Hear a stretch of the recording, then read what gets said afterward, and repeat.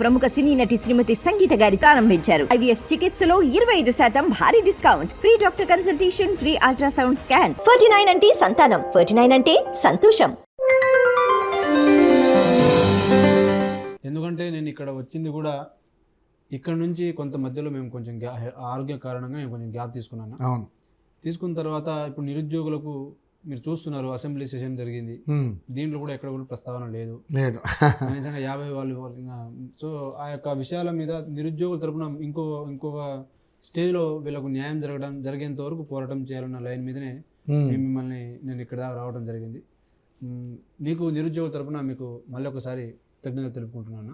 Thank you. So ముఖ్యంగా చూసుకుంటే మోతిలాల్ గారు, మీరు అంటే ఆమరణ నిరాహార దీక్ష చేసే అంతగా ఎందుకు అంత కలత చెందారు? ఎందుకంటే నిరుద్యోగులకి ఎన్ని గవర్నమెంట్లు మారినా తెలంగాణ రాష్ట్రం ఏర్పడక ముందు ఒక గోల, తెలంగాణ రాష్ట్రం ఏర్పడ్డాక మరొక గోల. ఎందుకంటే అప్పుడు నీళ్లు నిధులు నియామకాల కోసం కొట్లాడి తెచ్చుకున్న తెలంగాణలో నిరుద్యోగులకి ఎక్కడ కూడా సరైన న్యాయం జరగలేదు. జరిగిందా? జరగలేదు. సో అయినా కూడా స్వరాష్ట్ర తెలంగాణలో కూడా మళ్ళీ ఇదే ఉద్యమాలు చేస్తామన్నారు. ఏంటి అసలు ఏం గమనించారు మీరు? అన్నా, ఇప్పుడు తెలంగాణ యొక్క మూమెంట్, దీని యొక్క చరిత్ర మనం ఒకటి అర్థం చేసుకుంటే గమనిస్తే తెలంగాణలో 1969 నుంచి తెలంగాణ మూమెంట్లో విద్యార్థి యొక్క ఉద్యమాలని స్టార్ట్ అయినాయి. స్టార్ట్ అయినప్పుడు ఈ తెలంగాణ మూమెంట్ గురించి ముందుండి నడిపించింది ఎవరన్నా? విద్యార్థులు. రైతుల కోసం, రైతులకు నీళ్ళు వస్తాయని చెప్పేసి ఆలోచన చేసింది విద్యార్థి. బడ్జెట్కి సపరేట్గా రాష్ట్రం వస్తే మనకు నిధులు వస్తాయని చెప్పేసి వీళ్ళ కోసం రాష్ట్రం రావడం కోసం ముందుండి నడిపించింది విద్యార్థి. వీళ్ళతో ఆ 2 సెక్షన్స్తో పాటు వీళ్ళకు ఉద్యోగాలు వస్తాయి నెక్స్ట్ జనరేషన్ వాళ్ళకి అని చెప్పేసి 1969లో ఉన్న విద్యార్థి నెక్స్ట్ జనరేషన్లో ఉన్న వాళ్ళకు ఉద్యోగాలు వస్తాయని చెప్పేసి వాళ్ళ కోసం కొట్లాడాడు. వాడు బీహార్ పోతే, బెంగాల్ పోతే మనకు ఉద్యోగాలు వస్తాయని చెప్పేసి రాష్ట్రం తెచ్చుకున్నాం. మళ్ళీ ఆంధ్రలోనే ఎలగొట్టినాం. మళ్ళీ ఇదే సేమ్ ఉద్యోగాల గురించే. అంటే విద్యార్థి అనేటోడు ఇక్కడ ఒక వీళ్ళు లేకపోతే తెలంగాణ ఉద్యమమే లేదు. ఇప్పుడు నేను ఇంటెలెక్చువల్స్గా నువ్వు కూర్చొని మాట్లాడడం వేరు, రోడ్డు మీద పోయి కొట్లాడడం వేరు. అట్లా కొట్లాడినప్పుడు, ఇంత సాక్రిఫైస్ చేసినప్పుడు, దీంట్లో తెలంగాణ రాష్ట్రం ఆవిర్భావం కావడంలో, రాష్ట్రం ఏర్పాటు కావడంలో 90% విద్యార్థి అనేటోడు కష్టపడ్డప్పుడు మరి ఇతనికి న్యాయం జరగాల్సిన అవసరం అయితే ఉందా లేదా?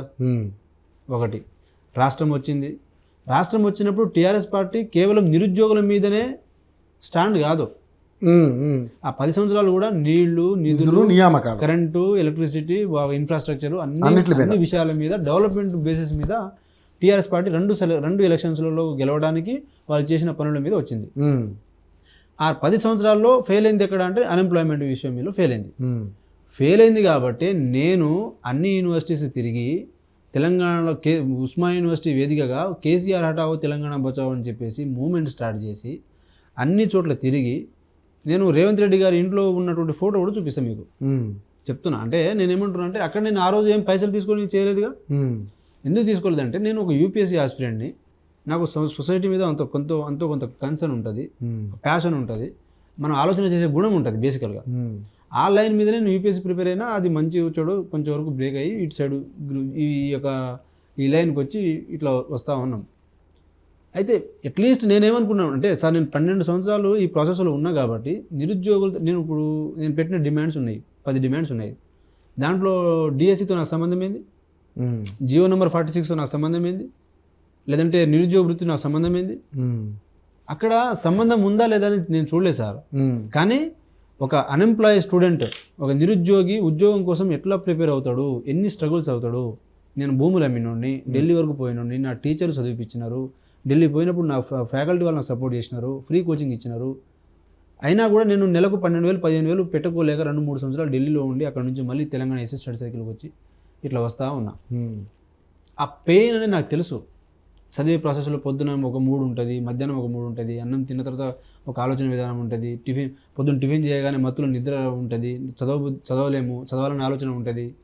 ఇట్లా ఈ ప్రాసెస్లో చదువుకుంటా పోతూ ఉన్నప్పుడు ఒక నెల 2 నెలలు మంచి ఫ్లోలో ఉన్నప్పుడు సడన్గా ఏదైనా ప్రోగ్రామ్ వచ్చి ఇంకోటి వచ్చి ఇంటికి పోయినప్పుడు మళ్ళీ ఆ ఫ్లో అందుకోవడం కోసం నాకు కొన్నిసార్లు 2 నెలలు కూడా టైం పడుతుంది, కొందరికి సంవత్సరాలు టైం పడుతుంది ఆ ఫ్లో అందుకోవడానికి. సో చదువు అనేది ఈ ప్రపంచంలో అన్నిటికంటే చాలా టఫెస్ట్ పరిస్థితి టఫెస్ట్ థింగ్ ఇది, అంత ఈజీ కాదు.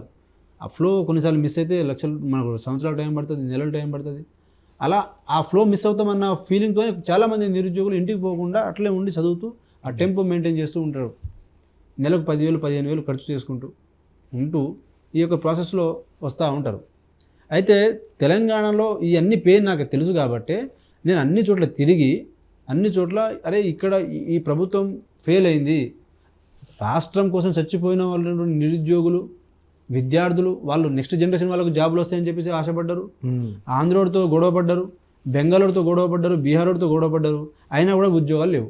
ఉద్యోగాలు లేనప్పుడు వాళ్ళ యొక్క సాక్రిఫైస్కి ఇక్కడ అర్థం ఏంటిది? అర్థం లేదు. కాబట్టి దీన్ని ఇంకొక ఖచ్చితంగా వీళ్ళకు ఈ జనరేషన్ వాళ్ళకైనా న్యాయం జరగాలని చెప్పేసి ఆ ప్రిపరేషన్లో ఉన్నటువంటి పెయిన్ అర్థం చేసుకున్నా కాబట్టి ఫైనాన్షియల్గా కావచ్చు, సైకలాజికల్గా కావచ్చు, అది రెండు అర్థం చేసుకున్నా కాబట్టి నేను అన్ని మూమెంట్ చేసి నా ప్రయత్నం నేను చేసిన తర్వాత ప్రభుత్వం వచ్చింది, సంతోషపడ్డాం. మరి ప్రభుత్వం మేమైతే గ్రూప్ 2 2,000, గ్రూప్ 3 3,000, గ్రూప్ 1 1 స్టాండర్డ్ అయితే మేము అడగలే. మేమైతే మెగా డిఎస్సి కావాలని మేము అడగలే. ప్రభుత్వం మారాలి, ప్రభుత్వం మారిన తర్వాత వీళ్ళకు ఈ నిరుద్యోగులు న్యాయం జరగాలి, కండక్ట్ చేసే ఎగ్జామ్స్ అయినా పర్ఫెక్ట్ కండక్ట్ చేయాలి, అన్యాయం జరగొద్దు అనేది మేము అడిగినాం. అదే మా యొక్క ఎక్స్పెక్టేషన్, అది లీస్ట్ ఎక్స్పెక్టేషన్.